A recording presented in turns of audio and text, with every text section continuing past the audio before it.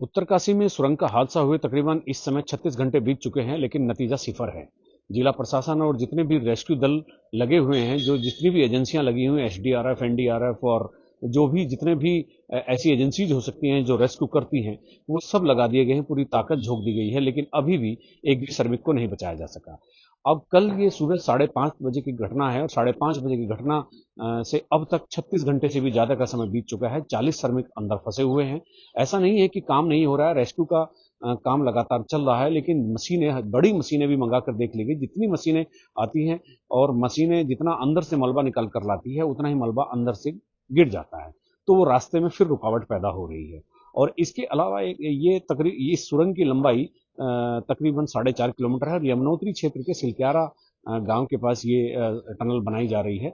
और जब सिलक्यारा की तरफ से इस टनल में एंटर करते हैं, जहां तक निर्माण हो चुका है, उससे आगे तकरीबन ये एक सेंटर पॉइंट है जहां पर 500 मीटर की सुरंग अभी भी कच्ची है। उसी जगह ये हादसा हुआ है जहां पर ये मिट्टी का ढेर गिर गया। गनीमत ये है कि ये मिट्टी गीली नहीं है, सूखी है, और ये सूखी मिट्टी है और अंदर ऑक्सीजन भी है। कल ही एडिशनल ऑक्सीजन पाइप डाल करके अंदर ऑक्सीजन दे दी गई थी, और जो पानी के पाइप थे उनसे कंप्रेसर के जरिए अंदर कुछ खाने पीने का सामान भी भेजा गया। अंदर से ऐसे भी कुछ संकेत मिले हैं कि जितने भी 40 के 40 लोग हैं वो सुरक्षित हैं, लेकिन जैसे जैसे समय बढ़ता जा रहा है, वो एक बड़ी दुविधा और बहुत ही जटिल समस्या बढ़ती जा रही है। आज मुख्यमंत्री पुष्कर धामी ने उस घटना स्थल का दौरा भी किया, लेकिन अब एक नई तकनीक पर काम हो रहा है। एक तो ये चीजें पता चल गई कि अंदर जीवन सुरक्षित है, और दूसरा ये एक चीज सामने आ रही है कि अब बड़े पाइप ला करके और उन पाइपों को अंदर ड्रिल करके भेजा जाएगा, और उन पाइपों से उन लोगों को अंदर से बाहर निकाला जाएगा। क्योंकि एक समस्या बड़ी हो रही है कि वो मलबा जितना भी मशीनें बाहर ला रही हैं, तो उतना ही मलबा ऊपर से गिर जा रहा है। और आप जानते हैं कि डिजास्टर जब आता है, कि टनल में जब डिजास्टर आता है, तो सुरंग का डिजास्टर सबसे खतरनाक होता है, क्योंकि वो आपको राहत बचाव कार्य करने का स्पेस नहीं देता। एक टनल में एक बार में एक ही गाड़ी जा सकती है, एक ही जेसीबी मशीन जा सकती है, और वो मलबा लेकर बैक ही आएगी, उसके मुड़ने की भी अंदर कोई जगह नहीं है।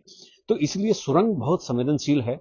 और आप देख रहे हैं अभी, जो मैं इस स्क्रीन पर भी देख रहे हैं, किस तरह से मशीनें चल रही हैं, किस तरह से वहां पर राहत का काम हो रहा है, लेकिन लोगों को अभी तक नहीं बचाया जा सका।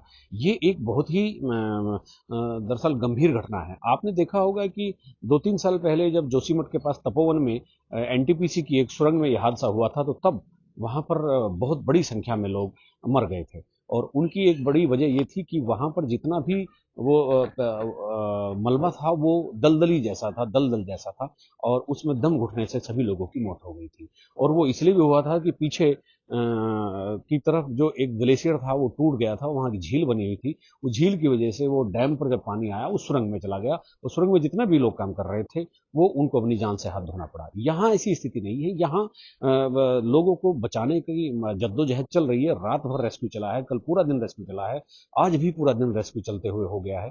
तो ये राहत बचाव कार्य लगातार चल रहे हैं, लेकिन वही है कि सुरंग एक ऐसी चीज है कि अपने अंदर जितना स्पेस रखती है, उतना ही स्पेस किसी को भी अंदर काम करने के लिए देती है। मशीनें, संसाधन सब खड़े रह जाते हैं। एक टनल में जब कोई हादसा होता है, तो जितने भी दुनिया में टेक्निक है, वो सब धरी की धरी रह जाती है। इसीलिए टनल को बहुत जटिल माना गया है।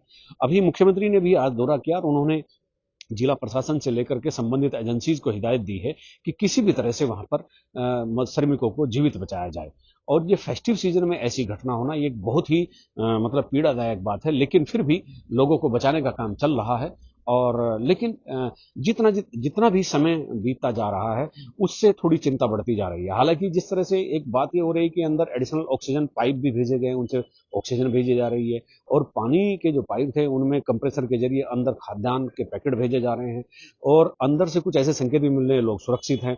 लेकिन फिर भी एक समय सीमा होती है, तो कितना और समय लग सकता है ये कहा नहीं जा सकता। काफी मलबा हटाया गया है। अब एक नई टेक्निक पर, जैसा मैंने अभी आपको बताया कि नई टेक्निक पर अब काम हो रहा है। ऋषिकेश और हरिद्वार और देहरादून से बड़े पाइप मंगाए जा रहे हैं, 800 mm के पाइप मंगाए जा रहे हैं, और वो उस मलबे के अंदर से ड्रिल करके उनको धकेल कर उधर भेजा जाएगा, और उन पाइपों से वापस उन लोगों को यहाँ पर बाहर निकाला जाएगा। तब आगे का काम होगा। अब देखते हैं कि 36 घंटे बीतने के बाद और कितना समय लगता है कि जब एक परिणाम की जो एक उम्मीद हम करते हैं, वो परिणाम निकलेगा, और जो 40 जिंदगियां टनल में फंस गई हैं, वो सुरक्षित बाहर निकाल आती हैं या किसी तरह की और दुर्घटना भी संभावित है। चूंकि समय बीतने के साथ साथ ये सारी आशंकाएं बढ़ती जाती हैं और डर भी बढ़ता जाता है।